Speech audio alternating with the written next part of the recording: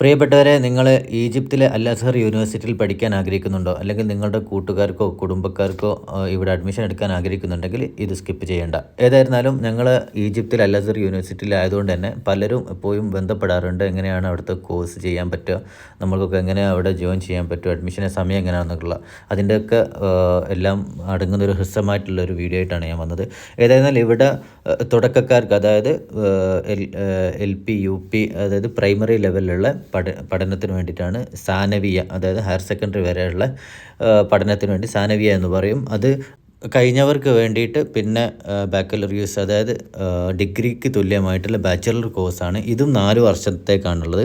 അപ്പോൾ നമ്മുടെ നാട്ടിൽ നിന്നൊക്കെ സാനവിയ കഴിഞ്ഞതിന് ശേഷം നേരിട്ട് ഈ ബാച്ചലർ കോഴ്സിലേക്ക് ചേരുന്നവർക്ക് അറബി ആവുന്നത് കൊണ്ട് തന്നെ 1 വർഷത്തെ അറബിക് കോഴ്സ് ഉണ്ട്. ആ 1 വർഷത്തെ അറബിക് കോഴ്സ് ചെയ്തതിന് ശേഷം മാത്രമേ ഈ ബാച്ചിലർ കോഴ്സിലേക്ക് ചേരാൻ പറ്റുള്ളൂ. അതിന് വേണ്ടിയിട്ട് 1 വർഷത്തെ കോഴ്സാണ് ഇത്. ഏതാണ്ട് 7 ലെവലുകളാണുള്ളത്.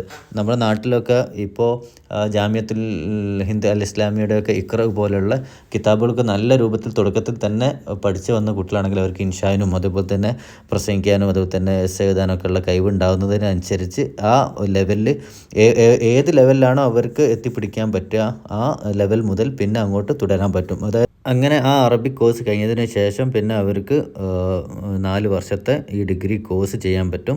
അത് കഴിഞ്ഞതിന് ശേഷം പിന്നെ അവർക്ക് മാജിസ്റ്ററിലേക്ക് പോകാൻ പറ്റും. പിന്നെ നാട്ടിലൊക്കെ ഉള്ള ഏതാണ്ട് ജാമിയ മർക്കസ് സഖാഫത്തി സുന്നിയിലൊക്കെ കഴിഞ്ഞ വിദ്യാർത്ഥികളാണെങ്കിൽ ഒന്നുകൂടെ നല്ല രൂപത്തിൽ എളുപ്പമുണ്ടാവും ഇവിടെയുള്ള പേപ്പർ വർക്കിനും അതുപോലെ തന്നെ അഡ്മിഷൻ കിട്ടാനും ഒക്കെ. പിന്നെ ബാക്കലറിയസ് കോഴ്സുകളൊക്കെ തുടങ്ങുന്നത് സെപ്റ്റംബർ മുതലാണ് അതിൻ്റെ ആദ്യത്തെ സെമിസ്റ്റർ എന്നുള്ളതുകൊണ്ട് തന്നെ ഏതാണ്ട് 3 മാസം മുമ്പ് അറ്റ്ലീസ്റ്റ് അവർ ഇവിടെ എത്തണം.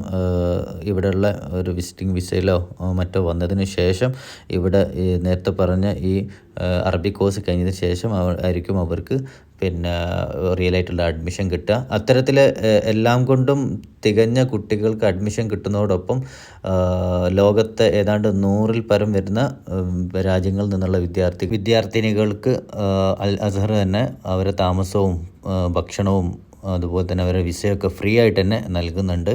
അപ്പോൾ തുടക്കക്കാർ എന്ന നിലയ്ക്ക് കുട്ടികളെ ഇത്തരം അറബിക്കിലുള്ള ഇൻഷായിനും അതുപോലെ തന്നെ എഴുത്തിനും വായനക്കും സംസാരത്തിനൊക്കെ തുടക്കം മുതൽ തന്നെ നല്ല രൂപത്തിൽ പരിശീലിപ്പിച്ചെടുക്കുക എന്നുള്ളതാണ് അൽ അസ്ഹറിലേക്ക് കൊണ്ടുവരാനുള്ള ഏറ്റവും നല്ല മാർഗ്ഗം. ഏതായാലും അടുത്ത കോഴ്സുമായിട്ടുള്ളൊരു വീഡിയോ വീണ്ടും കാണാം.